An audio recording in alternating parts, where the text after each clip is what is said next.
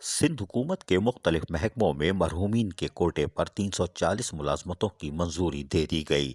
साल 2019 से अब तक 4763 फौत की कोटे पर मुलाजमतों की मंजूरी दी जा चुकी है। चीफ सेक्रेटरी सिंध सैयद मुमताज अली शाह की जेर सदारत फौत की कोटे पर अमल दरामद के मुतालिक इजलास का इनेकाद किया गया। इजलास में secretary works and services, secretary कानून, सेक्रेटरी अक़लियती उमूर और सेक्रेटरी खुराक समेत मुख्तलिफ महकमों के सेक्रेटरीज ने शिरकत की।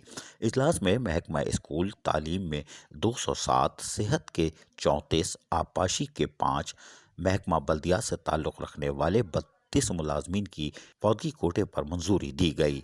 महकमा वर्क्स एंड सर्विसेज में 12, ज़राअत में 9, कॉलेज एजुकेशन में 8, लाइव स्टॉक में 2, खुराक में 1 मुलाजमतों की भी मंजूरी दी गई है। पब्लिक हेल्थ इंजीनियरिंग में 6, महकमा दाखिला में 4, सर्विसेज जनरल एडमिनिस्ट्रेशन में 8, वज़ीर आला सेक्रेटरीट में 1 और रेवेन्यू डिपार्टमेंट में 2 मुलाजमीन को फौतगी कोटे पर मंजूरी दे दी गई।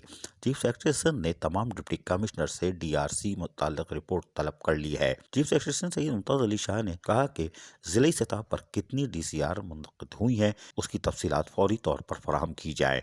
फौतगी कोटा, डिसेबल कोटा और मुलाजमीन की रेगुलाइज करने के लिए मामला से मुताल्लिक तमाम सेक्रेटरीज से भी रिपोर्ट तलब कर ली है, जिसके बाद इस बात के कवी इम्कानात हैं कि Karachi water and sewerage board में एडहॉक मुलाजमीन जो कई साल तक नौकरी करने के बाद फारिग कर दिए थे, एक बार फिर बहाली के इम्कानात रोशन हो गए हैं, जिसके लिए पीपल्स लेबर फेडरेशन के साथ साथ Karachi water and sewerage board की तमाम यूनियन, खुसूसन पीपल्स लेबर यूनियन भी कोशिश करती चली आ रही है और इस बात के कवी इम्कानात है कि आइंदा इजलास में एडहॉक मुलाजमीन मुस्तकिल किए जा सकते हैं। अजीज़ आरिफ, KBS बल्दियाती न्यूज़, कराची।